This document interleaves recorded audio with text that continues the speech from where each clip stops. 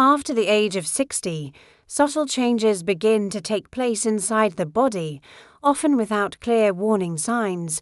You may notice that your balance feels slightly off, that sleep no longer leaves you fully refreshed, or that your energy drops at times when it never used to. Memory may feel less sharp, or your focus lighter than before. These shifts are a normal part of aging.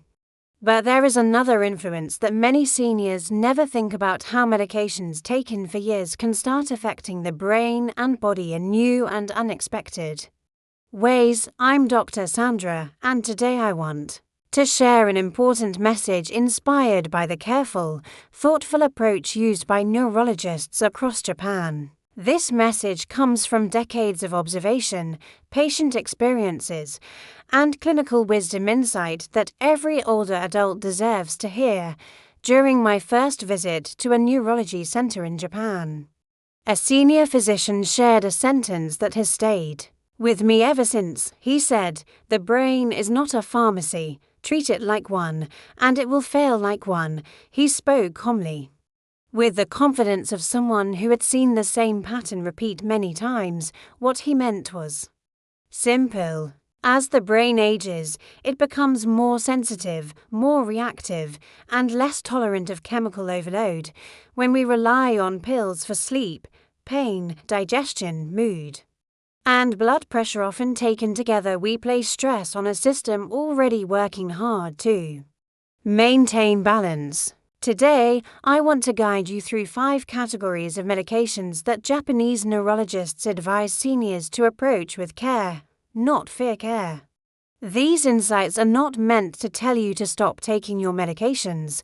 They are meant to help you understand how certain drugs affect brain chemistry, coordination, mood, and mental clarity after 60, and why regular review becomes so important with age. Along the way, I'll share real clinic experiences, patient stories, and the principles behind Japan's unique approach to senior health. At the heart of Japanese medical philosophy is a simple idea: fewer medications, greater preservation.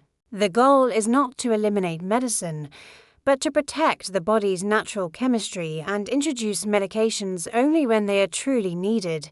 This approach is designed to preserve clarity, mobility, and long-term health. Let's begin with the first category: sedatives and sleep medications. Many seniors turn to sleep aids because restful sleep becomes harder with age. However, Japanese neurologists caution that drug-induced sleep is not the same as natural, restorative sleep. These medications may quiet the mind, but they often suppress the deeper stages of sleep, where the brain repairs itself, clears waste, restores neurotransmitters, and organizes memory. A neurologist in Osaka once explained it this way: "We see seniors sleeping longer, but waking up weaker. Sedatives can dull the brain overnight and leave it sluggish in the morning. Reaction time slows, balance weakens, and memory lapses can appear, sometimes resembling early dementia." I met a woman in her late 60s whose daughter was concerned because she began drifting to one side while walking. Brain scans were normal. Balance tests were normal. What wasn't normal was her sleep medication. It continued to sedate her brain well into the morning, interfering with coordination. Once her doctor carefully reduced the dose, her clarity returned within 2 weeks, followed by noticeable improvement in balance. This is why Japanese neurologists evaluate sleep medications by looking not only at how someone sleeps, but how they wake, walk, and think the next day. Any medication that forces sleep must be monitored closely to ensure it doesn't weaken other essential functions. The second category is strong pain medications.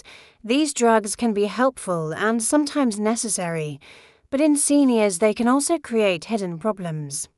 Painkillers don't just reduce discomfort, they can slow thinking, dull alertness, weaken grip strength, and quietly affect coordination. A neurologist in Tokyo once told me, "Pain medication softens pain, but it can also soften healthy nerve signals."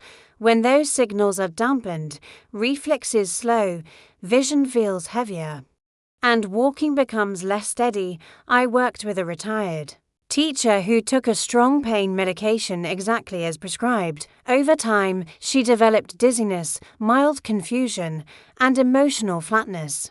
Her neurologist later explained that the drug was suppressing key neurotransmitters too strongly. Her pain was managed, but her vitality was fading. By adjusting her treatment to include circulation support, gentle movement, and milder pain options, her energy gradually returned. In Japan, pain management focuses less on immediate chemical suppression and more on improving the environment around pain, sleep rhythm, muscle support, hydration, and movement. Medication is a tool, not the foundation. The third category includes older antihistamines and allergy medications. These drugs block histamine, which plays a role not only in allergies, but also in alertness, learning, and memory. Older antihistamines cross easily into the brain, often leaving seniors groggy, unfocused, or mentally slowed. A Japanese neurologist once told me, "These medicines can make the brain behave 20 years older for half the day." I saw this firsthand with a senior woman who took an antihistamine during allergy season. Within days, she became unusually drowsy, struggled with routine tasks, and lost energy by midday. Her family feared cognitive decline, but when she switched to a newer, non-sedating option, her clarity returned quickly. The medication not aging was the cause. Japanese doctors strongly discourage older antihistamines for seniors because they suppress brain signaling at a time when natural neurotransmitters are already declining. The fourth category is long-term acid blockers and proton pump inhibitors. While helpful for reflux, prolonged use can interfere with nutrient absorption. This concerns Japanese neurologists because nutrients like magnesium and vitamin B12 are essential for nerve stability, muscle strength, and mental clarity. A neurologist in Kyoto once said, "Stomach acid is not always the enemy. Sometimes it is the guardian. When acid stays too low for too long, digestion suffers and vital nutrients are poorly absorbed." I met a man who had taken acid blockers for nearly 10 years.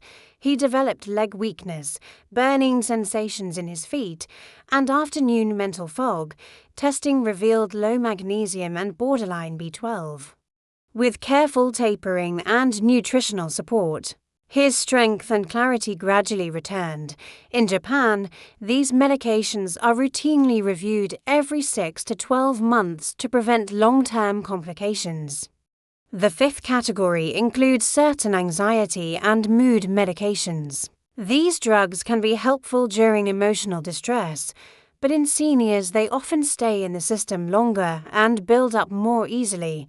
This can lead to slowed speech, flat emotions, poor coordination, and a feeling of disconnection. A neurologist from Nagoya once described a patient who lost his ability to feel joy. His personality felt muted not because of aging, but because his medication was dampening emotional circuits too strongly. Once adjusted, his emotional range returned. I've seen similar cases where medications tolerated for years suddenly caused side effects after 65. As Japanese doctors often say, the older brain becomes honest. It reveals what it once hid. To understand why caution matters, we must look at how the brain changes with age. After 60, neurotransmitters decline, brain tissue holds less water, metabolism slows, and the blood-brain barrier becomes more permeable. Medications move differently through this environment. A pill that once caused mild relaxation may now cause deep sedation. A gentle drug may suddenly feel overwhelming. A neurologist in Yokohama told me, "The older brain listens louder, it reacts more strongly and buffers less." This is why Japanese clinicians focus so carefully on medication. Balance, they see the aging brain as something to protect, not pressure. In Japan, medication management is a shared responsibility. Seniors keep detailed notes about sleep, appetite, clarity, and energy. Doctors regularly reassess every medication and often recommend supervised breaks to determine what is still necessary. Many seniors discover they feel clearer and stronger. With fewer medications, when a drug is needed, it is reintroduced thoughtfully. I once met an elderly woman who regained her appetite and strength after pausing an acid blocker under medical guidance. She told me it felt like my body woke up again. After 60, the liver slows, kidneys clear drugs more gently, hydration drops, and balance becomes easier to disrupt. A standard dose can feel like too much. A familiar routine can create new symptoms. Japanese neurologists view medications as part of a delicate internal ecosystem, not isolated solutions. If you are over 60, don't hesitate to ask important questions. Is this still necessary? Can the dose be reduced? Are there safer options? Can we review everything together? Your clarity, balance, memory, and long-term health depend on thoughtful care. The Japanese message is simple and wise. Protect your chemistry, respect your brain, and use medicine with intention. That is the message I hope stays with you long after this video ends.